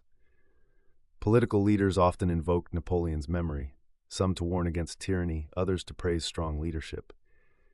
Even long after his death, he loomed large in the public imagination. Poets wrote verses about him. Artists painted dramatic scenes of his campaigns. Newspapers occasionally ranted about Bonapartism, an ideology that mixed national pride with a preference for a strong executive. The Bourbon monarchy, aware of this mood, tried to shape a narrative where they depicted themselves as France's rightful rulers, restoring moral order after the imperial chaos. Behind all these shifts, ordinary life kept chugging forward. Farmers tilled land, traders reopened shops, artisans crafted goods. In urban centers, the Industrial Revolution sped up production, bringing factories and new labor demands. People debated whether the new peace would hold. Diplomats assured them it would. After all, the great powers had hammered out a balanced settlement in Vienna. But many folks still felt an undercurrent of restlessness, an awareness that the world had changed too much to simply revert to old patterns. And so, the legacy of the Napoleonic Wars was a complicated mosaic of exhausted populations, reasserted monarchies, simmering nationalism, and a fervent wish to avoid more cataclysmic conflict. Over time, memories of the terror, bloodshed, and desperation receded in favor of legends, heroic or villainous. Entire generations grew up hearing about the unstoppable emperor's glories and catastrophes. Each country shaped the narrative to fit its own identity. Some portrayed Napoleon as a monster, some as a reformer, some as a symbol of unstoppable willpower. Still, the raw data was undeniable. These wars had redrawn the map of Europe, ended countless lives, drained treasuries, and pivoted countries toward modernization or oppression. The Congress of Vienna tried to freeze the continent in a stable framework, but the future would bring fresh upheavals. Liberals, patriots, and romantics all looked back on the Napoleonic era with a mix of fascination and horror. They saw it as a defining moment when the old order collided with the new, and everything hung in the balance. No one could guess exactly how this complicated legacy would evolve. For now, the cannons lay silent. The armies stood down. The citizens craved respite after so many heartbreaks. Napoleon was far away, exiled and fading, but the spirit of revolution, the taste of national pride, the thirst for reforms, those forces didn't die. They slumbered, waiting for the next spark. And in drawing rooms, taverns, and barracks across Europe, the conversation always circled back to the same question. Had the wars truly ended, or was this just an interval before something else erupted? Napoleon's final exile did not erase the era's massive impact. For over 2 decades, battles and shifting alliances had ripped across continents. Now, with the emperor gone, leaders clung to the new map shaped by the Congress of Vienna. But the changes triggered by those wars went far beyond lines on paper. Armies had grown huge, with new tactics and logistics that nations couldn't simply discard. Meanwhile, social tensions bubbled beneath the surface. Millions had lived through the upheaval of the revolution and the empire. They would not easily forget the sense that ordinary people could topple monarchs and reshape society. In France, King Louis XVIII and his court tried to move on, restoring aristocratic symbols and old ceremonies. Yet, they had to tiptoe around the Napoleonic legacy. The Code Napoleon remained in place, simplifying laws and protecting some of the revolution's gains. Bureaucrats trained in the imperial system stayed on the job because they knew how to run things efficiently. Many veterans of Napoleon's army found themselves pensioned off, but they still wore their medals with pride. Some felt the monarchy owed them respect for years of loyal service to France. Royalist hardliners resented these Bonapartists, calling them reminders of an era they wished to bury. People whispered about the emperor's name in cafes, reading smuggled copies of his memoirs or patriotic poems that glorified his campaigns. Censors tried to clamp down, but they couldn't erase the memory of how Napoleon brought order after the revolution's chaos, or how he once stood as a symbol of hope for many. Even those who had lost relatives in the wars sometimes said, at least he recognized talent, not just birth. That admiration coexisted with deep exhaustion and grief. The scars of so much fighting ran across the land. Graveyards were filled with the victims of campaigns from Italy to Russia to Spain. Outside France, the Bourbons in Spain faced their own headaches. King Ferdinand VII had returned, vowing to crush liberal ideas that had flourished during the war against Napoleon. He rolled back the constitution Spanish reformers had drafted in 1812. Soldiers who once fought the French felt betrayed as the monarchy reimposed heavy-handed rule. Rebellions erupted, especially in the colonies overseas. The Spanish Empire in the Americas was collapsing. National movements from Mexico to Argentina declared independence. Napoleon's invasion of Spain had provided an opening for these colonies to break free. Now, Spanish forces were too weakened to reconquer those lands. One by one, new republics emerged across the Atlantic, reshaping global power structures. Britain emerged from the Napoleonic Wars as a dominant economic force. Its factories churned out textiles, iron, and other goods. Its navy enforced trade routes around the world. The conflict had drained British coffers, but it had also eliminated major commercial rivals on the continent. The blockade battles had sharpened British industrial capacity, fueling a surge in exports as Europe recovered. British influence stretched from India to the Caribbean. Merchants and shipowners thrived, though workers at home often labored in grim conditions. Industrial towns expanded fast, creating social problems that led to calls for reform. Politicians debated how to handle the demands of a growing urban population, no longer content with feudal traditions. Across the German states, patriotic fervor spiked during the campaigns against Napoleon. Intellectuals and students had rallied around the idea of a shared German identity. But the Congress of Vienna reintroduced a patchwork of monarchies under Austrian leadership. Hopes for a unified Germany were set aside. Instead, the new German Confederation recognized dozens of princes, dukes, and kings, each clinging to local power. Liberals demanded constitutions, freedom of speech, and an end to aristocratic privilege. Metternich's system of repression answered them with police crackdowns, press censorship, and secret informants. German universities, once hubs of nationalist thought, were monitored carefully. Yet the dream of unity refused to vanish. It went underground, nurtured by societies that traded pamphlets in the shadows. In Italy, Napoleon had briefly organized several states into larger units, introducing the Code Napoleon and other reforms. Now, Austria took Lombardy-Venetia, the Pope returned to Rome, the Bourbons returned to Naples, and smaller dukes reclaimed their thrones. Carbonari secret societies popped up, filled with people who had tasted modern changes under Napoleon and wanted to end foreign domination. They plotted revolts. Austrian troops crushed these uprisings whenever they flared, but the idea of an Italian nation kept simmering. Countless Italians recalled how French rule, despite its drawbacks, had at least replaced the old feudal chaos with a sense of progress and unity. Restored rulers tried to stamp out every trace of that spirit, but the flame proved stubborn. In Eastern Europe, Russia's Tsar Alexander I believed he had saved civilization from Napoleon's tyranny. He aimed to guide Europe under the Holy Alliance principles: Christian brotherhood, mutual support among monarchs, and a rejection of revolutionary tendencies. That looked good on paper, but in practice it meant continued autocracy and suppression of dissent. Russia expanded its grip on Poland, labeling part of it the Congress Kingdom, though it functioned like a puppet state. Russian officials flooded in, shaping local policy. Polish patriots felt betrayed. They had hoped Napoleon's Duchy of Warsaw would lead to full independence. Now they faced a different foreign ruler. Many gritted their teeth, knowing another uprising might be the only path to freedom. Meanwhile, Austria's Emperor Francis I remained suspicious of any liberal or nationalist sparks in his empire. Many ethnic groups lived under Habsburg rule: Hungarians, Czechs, Italians, Croats, and more.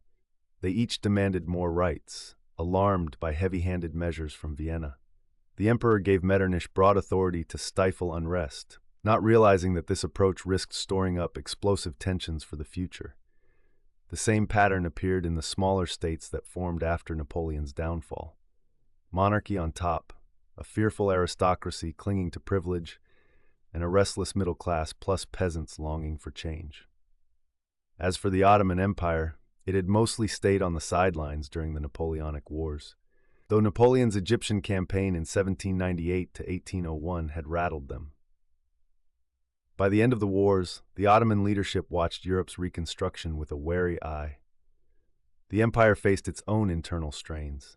Nationalism stirred among Balkan peoples who noticed how European nations claimed self-determination.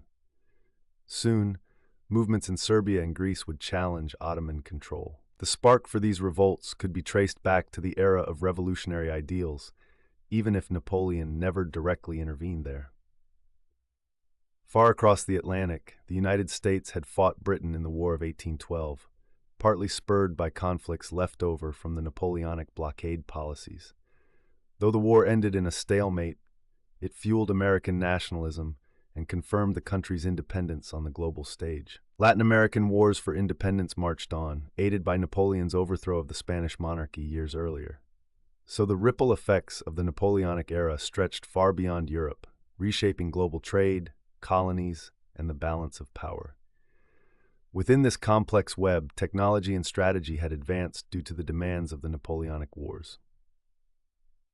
Mass conscription, disciplined drilling, improved artillery, and logistical networks all formed the backbone of future armies. Officers everywhere studied Napoleon's campaigns, trying to learn from his sweeping maneuvers, his use of corps, his emphasis on rapid movement. Many concluded that the next major conflict would hinge on railways and telegraphs once those inventions became widespread. Nations realized they needed to keep standing armies, not just raise them in emergencies. This meant ongoing expenses, a new permanent military bureaucracy, and a society that accepted large-scale militarization. Economic development also found new paths after 1815. With the continent at relative peace, entrepreneurs could invest in industries rather than arms. The Industrial Revolution kicked into higher gear, especially in Britain, Belgium, and parts of France. Ironworks, coal mines, steam engines, spinning mills, these spread rapidly. Populations grew in factory towns. Demands for reforms also grew as workers endured tough conditions and little political voice. Rulers initially resisted, focusing on stability, but voices in parliaments and assemblies, where they existed, kept pushing for fair representation, labor protections, and freer trade.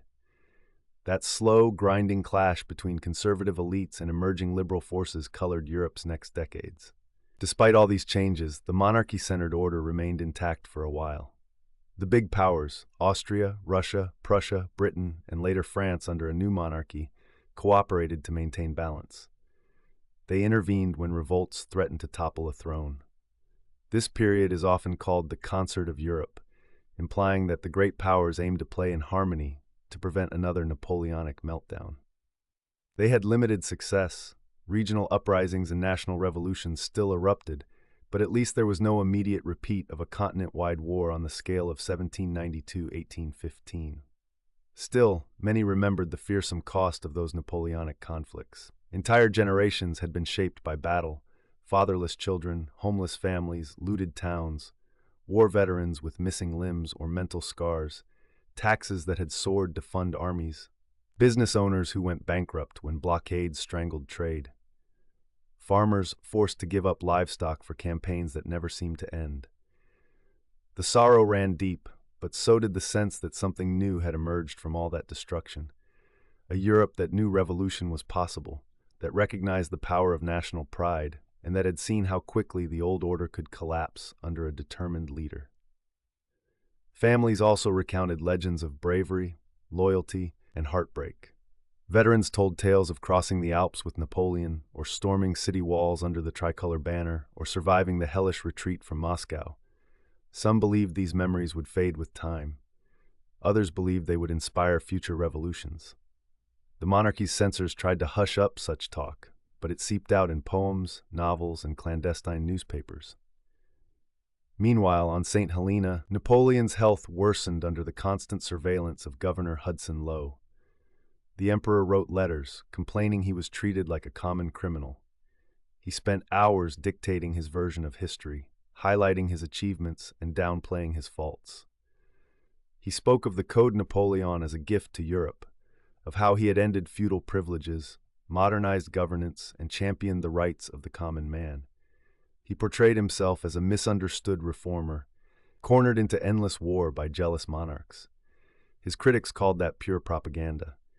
But many French citizens found inspiration in these memoirs when they finally circulated back home. The myth of Napoleon as the people's champion took hold among certain circles, fueling a legacy that would echo long after his death. By the early 1820s, the emperor's complaints about stomach pains grew dire. Doctors offered limited treatments, and speculation abounded that British authorities deliberately kept his living conditions poor. Napoleon blamed them for his deteriorating health, writing bitterly about the damp climate and the strict regulations. Even so, he clung to a shred of hope that maybe world politics would change and let him return. He had supporters in France who whispered that one day a Bonapartist revival might happen. But time was running out. News of his passing in May 1821 provoked a wave of public reaction. Some dismissed it as the final exit of a tyrant. Others mourned as if a national hero had died in captivity. Rumors of poison swirled, though many historians believe it was a gastric illness like cancer. The British buried him on the island, refusing to let his body return to France. That only heightened the sense of injustice among Bonapartists. Over the next few years, clandestine groups toasted his memory, praising the emperor who had crowned himself in defiance of all tradition. But official Europe breathed more easily, knowing there was no chance of another Napoleonic comeback. Even with Napoleon gone, the Napoleonic Wars continued to shape the continent's identity. People asked themselves why these conflicts had been so vast, so all-consuming, so devastating. Some concluded that the revolution unleashed unstoppable energy in France, leading to a charismatic figure like Napoleon. Others insisted it was his ambition alone that dragged Europe into chaos. Economic historians pointed to the blockade struggle and the contest for global trade. Military thinkers dissected each campaign from Ulm to Leipzig, gleaning lessons about maneuver warfare, mass conscription, and morale. Ideologists saw a clash between monarchy and modernity, tradition and reform, or simply one empire's might against the combined might of many. All these interpretations churned in books, pamphlets, and speeches. Young men in academies studied the campaigns, dreaming of matching Napoleon's genius but avoiding his downfall. Politicians invoked the wars to argue for or against standing armies, or to justify forming alliances that might prevent another such catastrophe.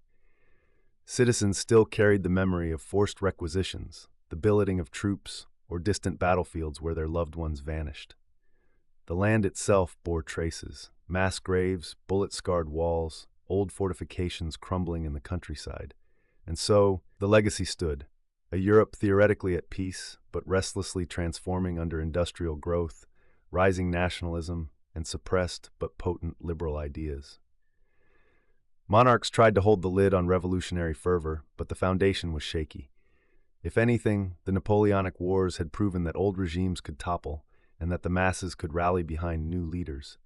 The next wave of upheaval would come soon enough, in 1830, 1848, and beyond.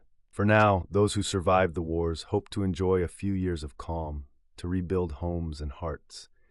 Yet the memory of marching columns, roaring cannons, and the emperor's unstoppable ambition lingered in every corner of the continent.